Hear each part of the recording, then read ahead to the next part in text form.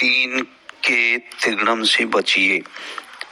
कहानी भाग प्रथम। एक जंगल में एक गुरु और एक शिष्य रहते थे।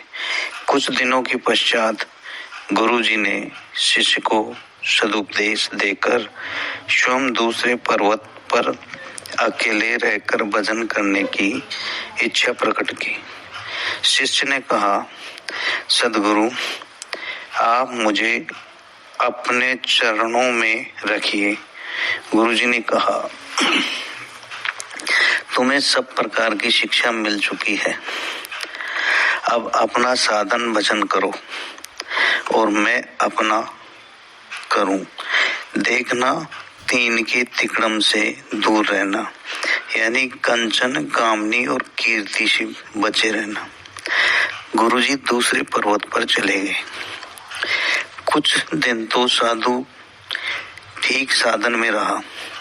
एक दिन पर्वत पर घूमते घूमते उसे रत्नों का एक बड़ा कोष देखने में आया। वह सोचने लगा, यह तो अपार संपत्ति है। यदि देहात से राहगीरों को बुलाकर इन रत्नों को खुदवाया जाए तो बड़ा धन प्राप्त होगा।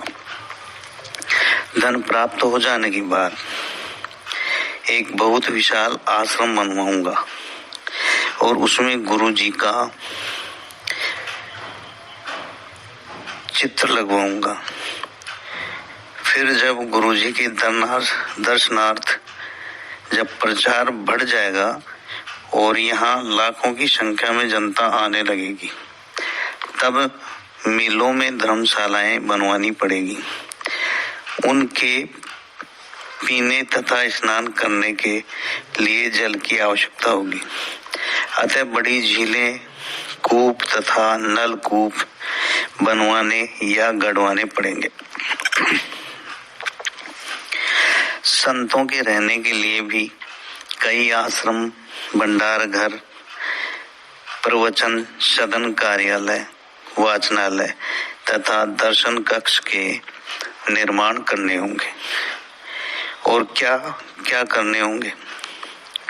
इस प्रकार कल्पना की उड़ान ही में उसे गुरु के वचन का भी स्मरण हो आया और सोचा, गुरु ने तीन के तिगड़म से बचने के लिए कहा था, जिसमें यह कंचन भी है। परंतु उस साधु ने पुनर्विचार किया कि यह तो सब धर्म के कार्य होंगे, मैं उसमें आसक्त नहीं होऊंगा। फिर क्या दोष है।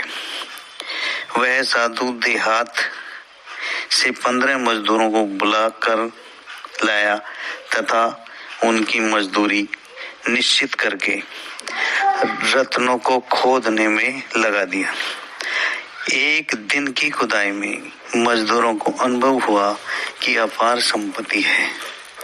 अतः उन लोगों के मन में लोभ बस गया और सोचा कि हम सब 15 हैं, साधु अकेला है। फिर क्यों न हम लोग इसे बांध कर तथा सारे रत्नों को खोद कर आपस में बांट लें। बात निश्चित हुई, जिससे साधु हिलडुल न सके और न बोल सके। यह विचार कर मजदूरों ने साधु के हाथ पैर, मुख आदि भली भांति बांध दिए और एक वृक्ष में टांग दिए तथा सारा धन खोद ले गए। दूसरे दिन जब चरवाहे आए तो साधु को इस प्रकार बंधा देखकर तुरंत उसके हाथ पैर आदि खोले। गुरु के उपदेश का स्मरण करके प्रत्यक्ष कंचन के चक्कर में कष्ट उठाकर वह साधु बहुत पश्चाताप किया और प्रायोगिक अनुभव हो जाने से उस दिन से उसके मन में संपत्ति की ओर से पूरा वैराग्य हो गया।